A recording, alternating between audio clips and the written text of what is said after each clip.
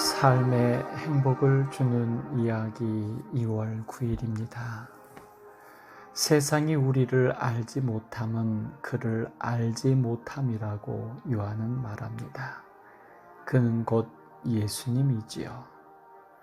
그러면서 자녀들아, 우리가 말과 혀로만 사랑하지 말고 행함과 진실함으로 하자라고 권면합니다. 결국 세상이 우리를 알지 못하는 것은 행함과 진실함으로 사랑하는 우리의 모습입니다. 왜냐하면 세상은 결코 진실한 사랑을 이해할 수 없기 때문입니다. 그렇다면 우리가 하늘 사람이 된다는 것은 행함과 진실함으로 사랑하며 살아간다는 것입니다. 이것이 그리스도인의 모습입니다. 사이가 별로 안 좋거나 의견이 맞지 않는 경우 물과 기름 같다고 합니다. 물과 기름이 서로 섞이지 못하는 성질 때문입니다. 사실 물은 극성 분자이고 기름은 무극성 분자로서 다른 성질 때문에 물과 기름은 섞일 수가 없는 것입니다. 극성은 분자들이 갖는 고유한 성질로서 물질은 분자로 이루어져 있는데 분자는 또한 원자로 구성됩니다. 원자는 플러스 극을 갖는 핵과 마이너스 극을 갖는 전자로 또 나누어집니다.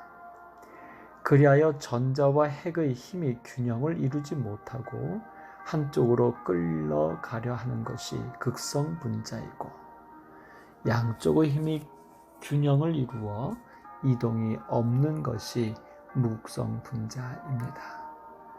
대부분 극성 분자는 물과 친하고 무극성 분자는 물과 친하지 않습니다.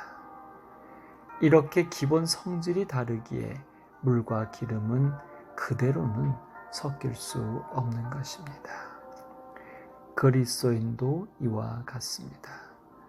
분명히 꼭 같지만 다른 것입니다. 예수님께서 천국을 포도원에서 일한 품꾼의 비유로 말씀해 주실 때 내 것을 가지고 내 뜻대로 할 것이 아니냐, 내가 선함으로 너희가 악하게 보느냐라고 삭슬 나중 온 사람과 똑같이 주었다는 고 항의하는 품꾼들에게 하시던 말씀입니다. 내가 선함으로 내가 악하게 보느냐. 곧 예수님께서는 늦게 온 사람에게도 온전한 삭슬 주시는 분으로 세상과 다르다는 것입니다.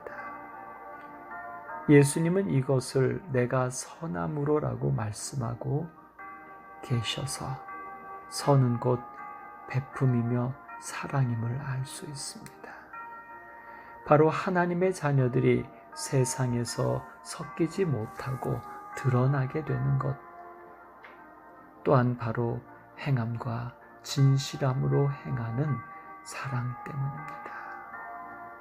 그런데 참으로 감사한 것은 그리스도인들을 하나님의 자녀라고 부르시는 것, 곧 행함과 진실함으로 사랑을 하며 살게 되는 것은 바로 하나님 아버지께서 그들에게 베푸신 은혜 때문인 것입니다. 그렇습니다. 그리스도인이 세상에서 구별되어 하나님의 자녀로 살아가는 것은 그렇게 사는 것이 옳기 때문만이 아닙니다. 그것이 선이기 때문만도 아닙니다. 하나님의 사랑을 받은 사람들이라면 그분의 사랑으로 살아갈 수밖에 없기 때문입니다.